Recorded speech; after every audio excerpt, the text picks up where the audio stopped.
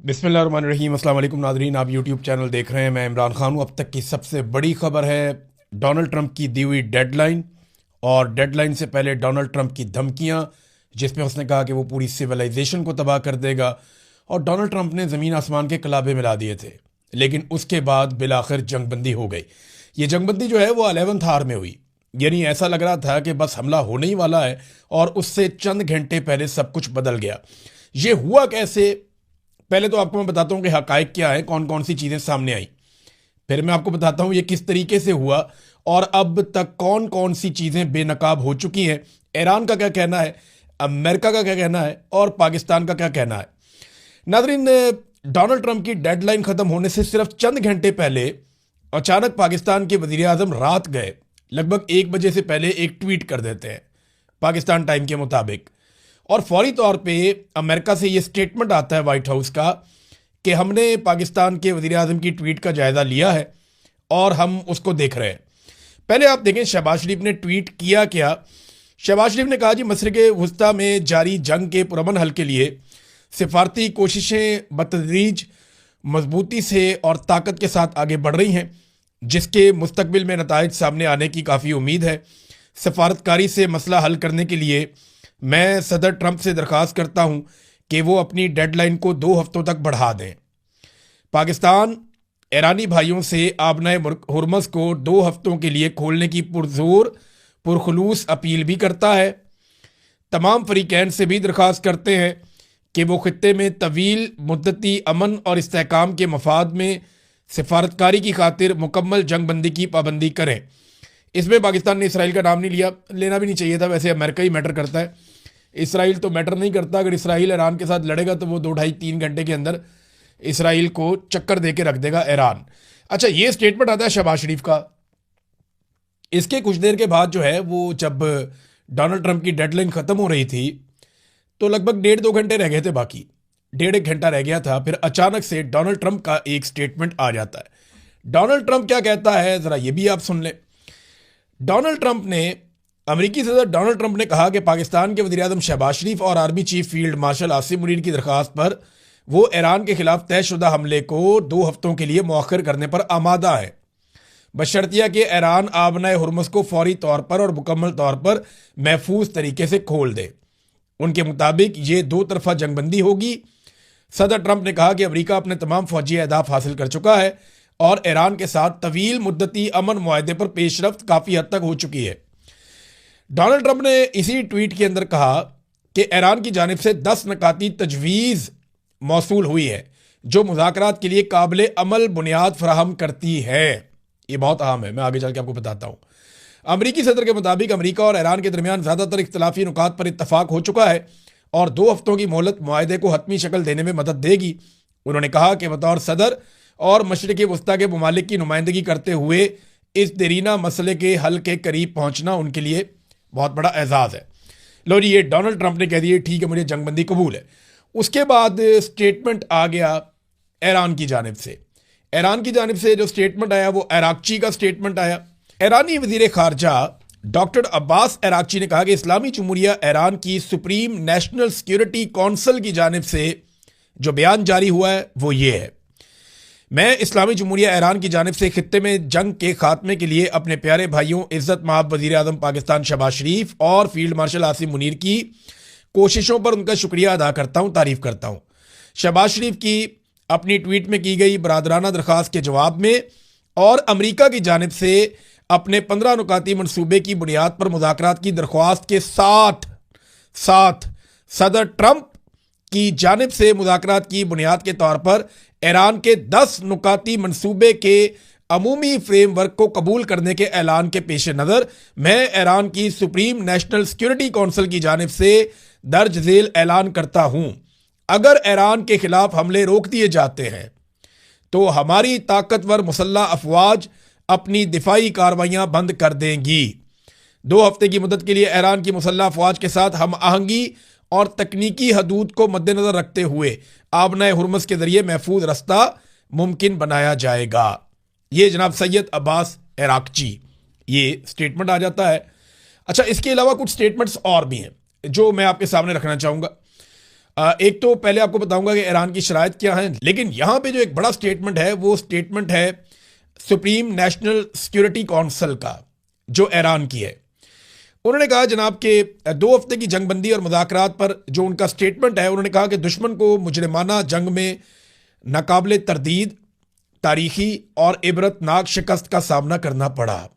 Iran ने America को 10 निकाती मनसूबा कबूल करने पर मजबूर कर दिया। तजावीज़ में अमेरिका की जानिब से अदम जारहियत की जमानत देना शामिल है। आपने हुर्मत पर ईरान के कंट्रोल को जारी रखने की तजवीज़ शामिल है। बयान के मुताबिक जो यूरेनियम की अफसूदगी है उसे कबूल करने, तमाम बुनियादी और सानवी पाबंदियों को ख़त्म करना, सलामती कौंसल और बोर्ड ऑफ गवर्नर्स की तमाम करारदादों को ख़त्म करना, ईरान को मुआवजा अदा करना, खित्ते से अमरीकी जंगी फ़ौज के इनखला की तजवीज़ भी शामिल है।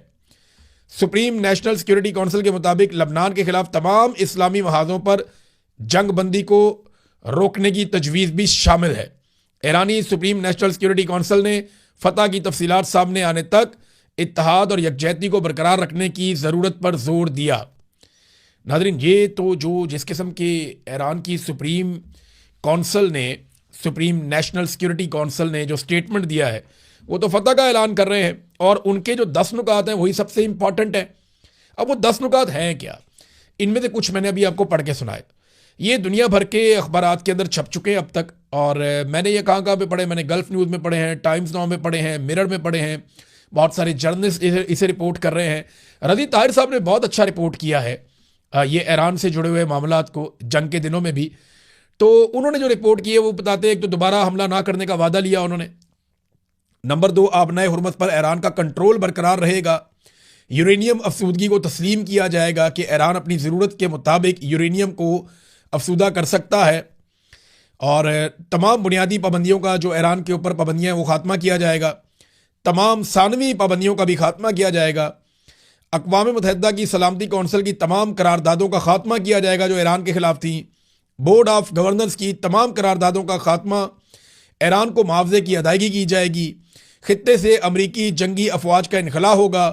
तमाम महाजों पर जंग का खात्मा बशमूल लबनान में फौरी जंग बंदी, और जो आबनाए हुर्मत है उसके हवाले से वो ईरान का कंट्रोल रहेगा। ईरान उसका मैकेनिज्म बनाएगा और उससे जो ईरान पैसा हासिल करेगा वो पैसा खर्च किया जाएगा या इस्तेमाल किया जाएगा रिकंस्ट्रक्शन के ऊपर। जो तबाही हुई है उसको ठीक करने के ऊपर इस्तेमाल किया जाएगा, और इसके अलावा वो मांगते हैं कि जो नुकसान किया उसकी भरपाई भी की जाए। ये है जनाब ईरान के मुतालबात। अब इसे अमरीकी मीडिया जो है वो ये कह रहा है कि ये बड़े तज़हीक आमेज़ मुतालबात है, ज़िल्लत आमेज़। यानी डोनाल्ड ट्रंप के सामने वही मुतालबात जो ईरान ने पहले रखे हुए थे, डोनाल्ड ट्रंप उन्हें मानने पर मजबूर क्यों हो गया? ये है जनाब सबसे बड़ा सवाल। तो डोनाल्ड ट्रंप के साथ हुआ क्या? लेकिन पहले ये शहबाज शरीफ साहब के पास जब ट्वीट आया तो उन्होंने ट्वीट कर दिया, तो ये कहानी क्या है? अब जरा मैं आपको एक कहानी की तरह बताता हूं। डोनाल्ड ट्रंप ने 10 दिन की डेडलाइन दी और इन 10 दिनों में पूरी कोशिश की कि अरब ममालिक पाकिस्तान को लेकर इस लड़ाई में उतर जाएं, लेकिन वो मुमकिन नहीं हो पाया। पाकिस्तान इस लड़ाई में उतरना चाहता था, लेकिन पाकिस्तान की आवाम ने शिया सुन्नी फिरका वारियत को पसे पुश्त डालते हुए इस बात को नामुमकिन बना दिया और पाकिस्तान में एक मिसाली भाईचारा देखने में आया। हत्ता कि कोशिश की गई कुछ ऐसे कलदम तंजीमों के बंदों को उतार कर के हालात ख़राब हो जाए, लेकिन पाकिस्तानियों ने रिस्ट्रेंट का मुजाहरा किया, समझदारी का मुजाहरा किया और फिरका वारियत से गुरेज किया, जो पाकिस्तानियों की एक बहुत बड़ी कामयाबी है। और पाकिस्तानियों ने कैटेगोरिकली कह दिया, यानी फील्ड मार्शल ने तो बुला के मौलवियों को यह तक कह दिया था कि जिसको ईरान में जाना है या पसंद है वो उधर ही चला जाए। ये मामला ख़राब हो रहा था, लेकिन पाकिस्तानी जो है वो कंसिस्टेंटली अपने मौक़िफ़ के साथ खड़े रहे। ये जो सुलह वाला दिन है, यानी ये पूरा दिन कैसा गुजरा मंगल का, ये मैं आपको थोड़ा सा इसके बारे में आगाह कर देता हूं। हुआ ये मंगल के दिन में कि अचानक से कुछ ऑर्डर्स आते हैं पाकिस्तान के मीडिया को। ये 4 किस्म के ऑर्डर्स हैं जो पाकिस्तान के सोशल मीडिया में हम लोगों को दिए गए और पाकिस्तान के रेगुलर मीडिया को दिए गए। और ईरानी सहाफ़ियों के बारे में ये कहा गया कि अब ईरानी सहाफ़ियों को आप टीवी चैनल्स पे लेने से गुरेज करें। इसका शिकवा कुछ ईरानी सहाफ़ियों ने भी किया। उन्होंने बताया कि पाकिस्तानी टीवी चैनल्स के ऊपर हमारे इंटरव्यूज़ थे, हमें जाना था, लेकिन अचानक हमें कैंसिल कर दिया गया। यानी एक तो एस्टेब्लिशमेंट का ऑर्डर आया कि आपने ईरानी सहाफ़ियों को नहीं लेना। दूसरा एक ये ऑर्डर आया कि आप अब ईरान की मजम्मत करें कि जो उसने सऊदी अरब के ऊपर वापस अटैक किया है। तो उसकी मजम्मत के लिए भी अहकामात आ गए। तो कुछ ऐसी चीज़ें पाकिस्तान में एस्टेब्लिशमेंट कर रही थी जिससे तासुर मिल रहा था कि पाकिस्तान अब पूरी साइड लेने वाला है और जैसे ही अमेरिका अटैक करेगा पाकिस्तान पैंतरा बदल जाएगा, ऐसा लग रहा था। क्योंकि पाकिस्तान की एस्टेब्लिशमेंट पाकिस्तान के मीडिया को इससे मिलते जुलते कुछ अहकामात जारी कर रही थी। लेकिन अचानक से डोनाल्ड ट्रंप ने सारा गेम पलट दिया और एक मैसेज आता है शहबाज शरीफ के पास। और मैसेज क्या आता है? शहबाज शरीफ का जो पैगाम मैंने आपको पढ़ के सुनाया, यह पैगाम इस तरीके से नहीं था।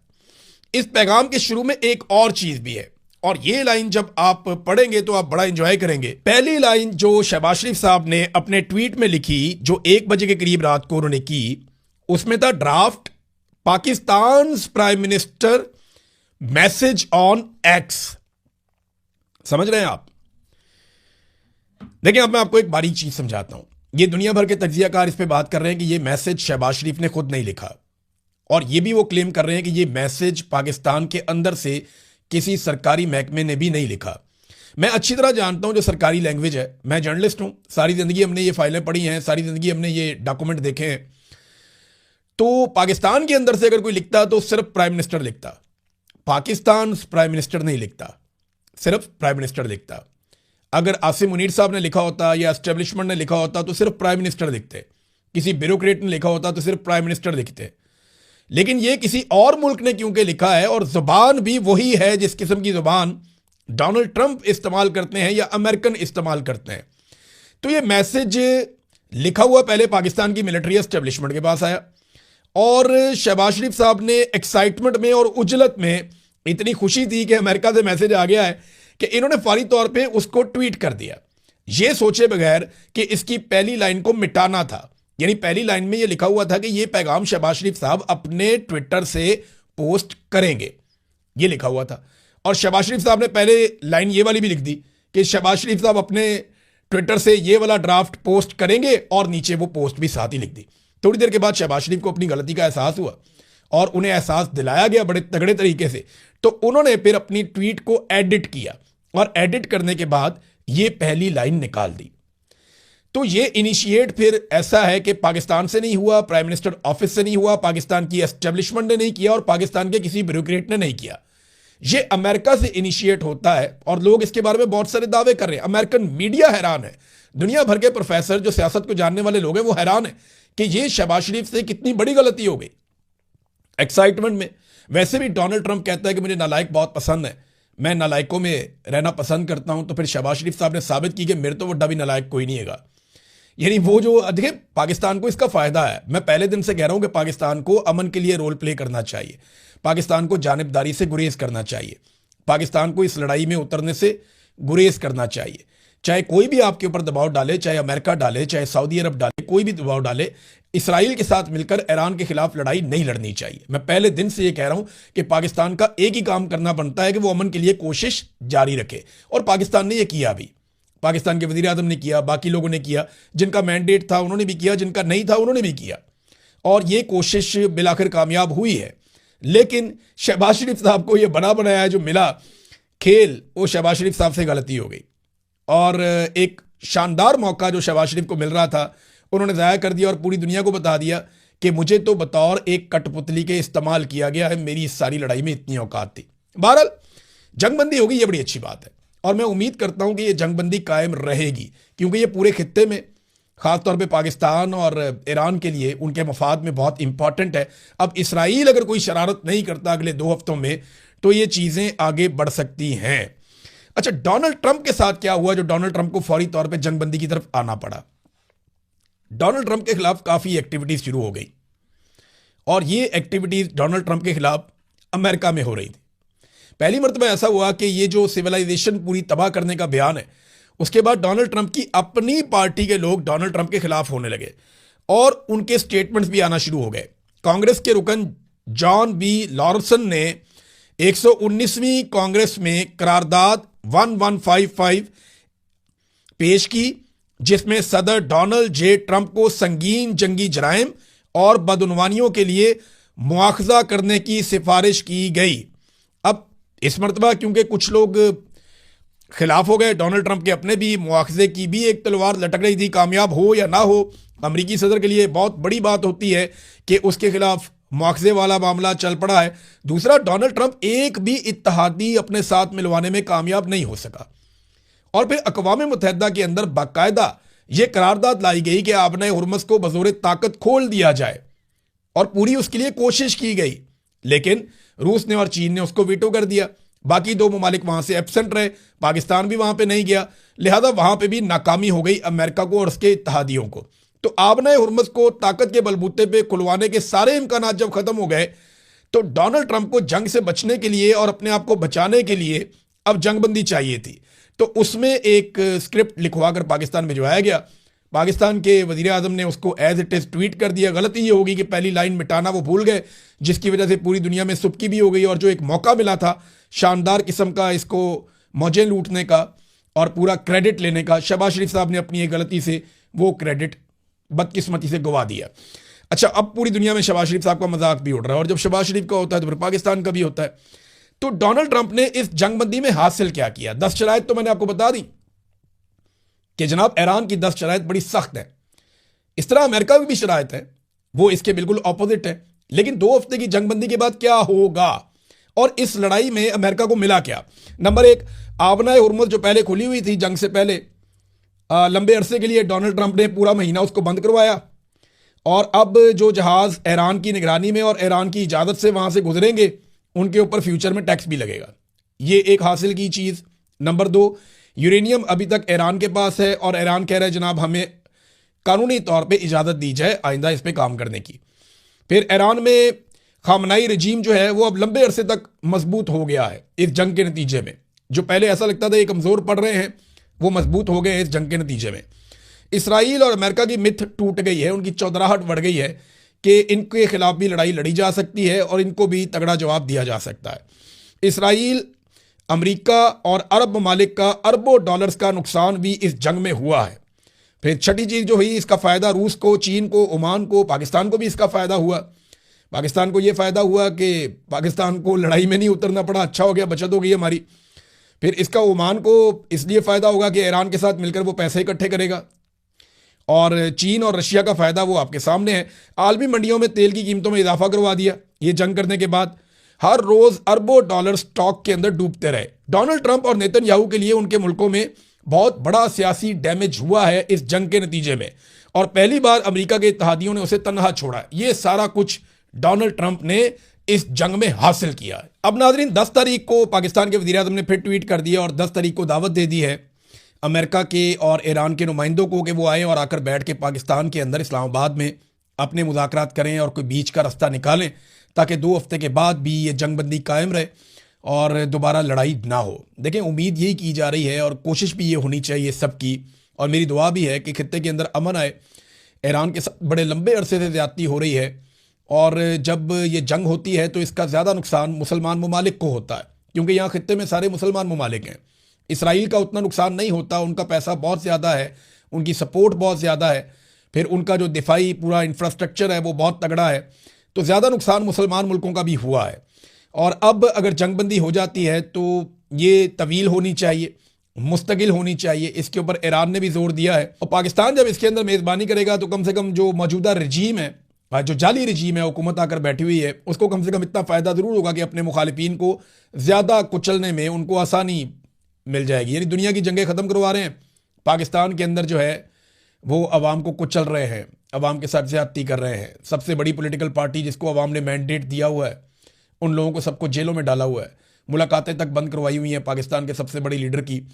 तो अब जब डोनाल्ड ट्रंप को राज़ी करेंगे तो उसके बाद पाकिस्तान में जुल्म और जबर का एक नया सिलसिला भी मैं उम्मीद करता हूं कि आसिम मुनीर साहब शुरू करवाएंगे, क्योंकि ये ट्रैक रिकॉर्ड है। जब जब इन्हें ऑक्सीजन मिलती है ये अपने मुखालिफिन को कुचलना शुरू कर देते हैं। अब तक तो हमने यही देखा। तो नाज़रीन, ओवरऑल क्या हुआ, यानी आखिर में मैं आपको ये बता देता हूं कि ईरान ने अपनी इस्तकामत के ज़रिए से, अपनी बहादुरी के ज़रिए से और मुसीबतों को फेस करके, उनका सामना करके एक आसाब शिकन लड़ाई, जिसमें उनके बहुत सारे लीडर्स कुर्बान हो गए, उनके बहुत सारे फौजी शहीद हो गए, उनके लोगों का बहुत नुकसान हुआ, उनके इंफ्रास्ट्रक्चर का बहुत नुकसान हुआ, लेकिन इसके बावजूद वो डट कर लड़ते रहे और बिलाखिर ईरान ने वो अचीव कर लिया जिसके बारे में सोचा भी नहीं जा सकता था। आज अगर जंगबंदी हो रही है तो ईरान उसको अपनी फतह करार दे रहा है। अमेरिका भी कहेगा उनकी फतह है, लेकिन ईरान के अंदर लोग ये मान रहे हैं कि ये ईरान की फतह है। अमेरिका के अंदर कोई ये मानने को तैयार नहीं है कि डोनाल्ड ट्रंप ने ये जंग जीती है। अमेरिका के अंदर लोग ये तस्लीम नहीं कर रहे, अमेरिकन मीडिया ये तस्लीम नहीं कर रहा कि अमेरिका ने ये जंग जीती है। जबकि ईरान के अंदर लोग इसको जश्न के तौर पे मनाएंगे अगर ईरान की शराइत पूरी हो जाती हैं तो। पहली मर्तबा ईरान के जानिब से इतनी सख्त शराइत अमेरिका को माननी पड़ रही हैं और डोनाल्ड ट्रंप को जंगबंदी पे मजबूर होना पड़ रहा है। तो इसमें अगर मैं ये कहूं कि इसमें जीत किसकी हुई है, तो इसमें जीत ईरान की हुई है। और ईरान की इस्तकामत की वजह से ही पाकिस्तान को ये मौका भी मिला कि पाकिस्तान अब मेज़बानी करेगा मुज़ाकरात की जो ईरान और अमेरिका के बीच में होंगे। देखते हैं ज़ामिन कौन कौन बनेगा, इस पर नज़र रखेंगे। अब तक के लिए इतने, अपना ख्याल रखिएगा, अपने इस चैनल का भी। अल्लाह हाफ़िज़।